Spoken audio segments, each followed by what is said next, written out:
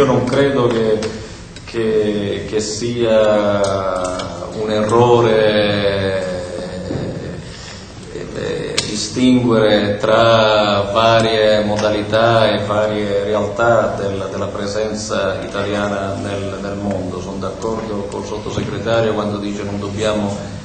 creare posizioni artificiose, ma credo che distinguere per comprendere meglio sia un esercizio comunque utile, distinguere tra vecchie e nuove mobilità, distinguere tra presenza europea e presenza extraeuropea e così, perché ho sempre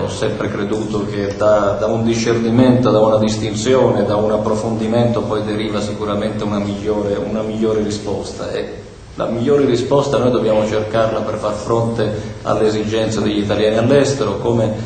in maniera provocatoria ma anche diciamo a ragion veduta diceva il collega Fedi, noi non sappiamo in questo momento se dobbiamo esercitare anche come istituti di patronato, visto che siete voi protagonisti di questa iniziativa, un esercizio appunto di sussidiarietà o se non addirittura di sostituzione. Questo è un po' il tema rispetto al quale vorremmo che la pubblica amministrazione, che qui è stata rappresentata ad un livello alto e competente, si confronti con noi, e il Parlamento ovviamente è la sede preposta per questo incontro di valutazioni, di esigenze, di rappresentanze anche di interesse. Io non credo che sia utile creare o evidenziare contrapposizioni ove ci fossero tra il comitato della Camera con quello del Senato, che tra l'altro mi risulta non abbia ancora esplicitato le risultanze di questa indagine conoscitiva e non ha mai formalmente dichiarato una sua indisponibilità ad un'eventuale convenzione. Quindi per quanto mi riguarda, per quanto ci riguarda, io credo che il Parlamento esiste per fare le leggi, ma anche per sindacare gli organi di governo quando le leggi non sono rispettate. In questo caso la legge già esiste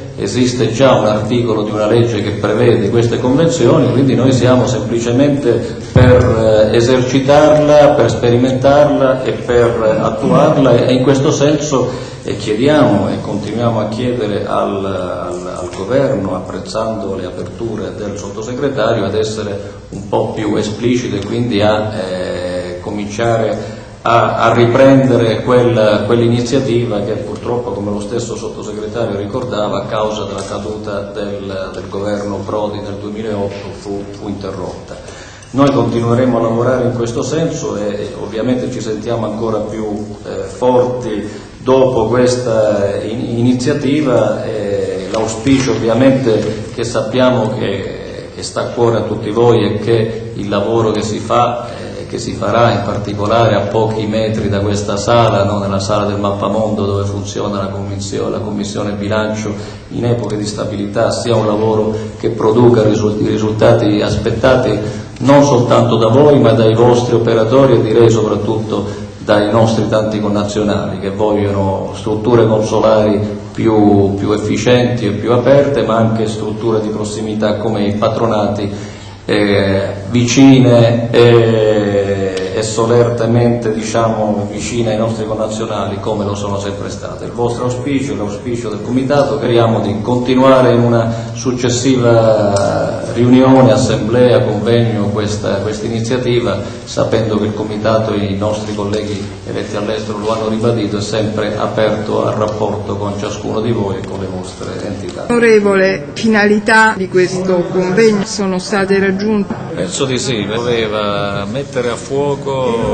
il ruolo dei patronati in un nuovo contesto internazionale, sia dal punto di vista delle mobilità degli italiani nel mondo che della razionalizzazione della rete diplomatico-consolare. Mi pare che l'esercizio sia riuscito, nel senso che i rappresentanti dei patronati hanno fatto degli interventi anche costruttivi, che la stessa cosa è avvenuta da parte del governo, delle istituzioni, l'INPS, il Ministero del Lavoro, anche da parte dei parlamentari eletti all'estero. Credo che sia il momento di essere propositivi, e per essere propositivi basta attuare l'articolo 11 della legge del 2001 che riformava gli istituti di patronati, dove si parlava di convenzione tra patronati e Ministero degli Affari Esteri. Credo che questo forse sia il momento più opportuno. Ho l'idea, ho l'impressione che oggi più che allora sia necessaria questa convenzione. Il sottosegretario agli affari esteri Mario Giro ha lanciato un'idea, quella dei corrispondenti consolari, che riassumono in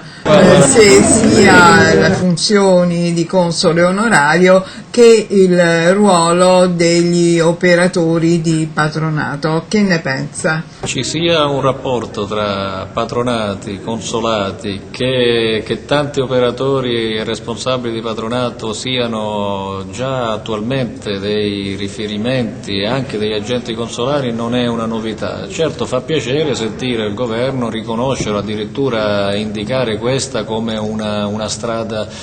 da seguire. È un motivo di più che ci fa dire che forse è arrivato il momento per dare anche una legittimità istituzionale, formale a questo rapporto. Va bene l'apertura rispetto ai consoli onorari, va meglio se questa apertura si sostanzia anche in un documento, in un accordo, in una convenzione a livello di Ministero degli Esteri e istituti di patronato in tutto il mondo.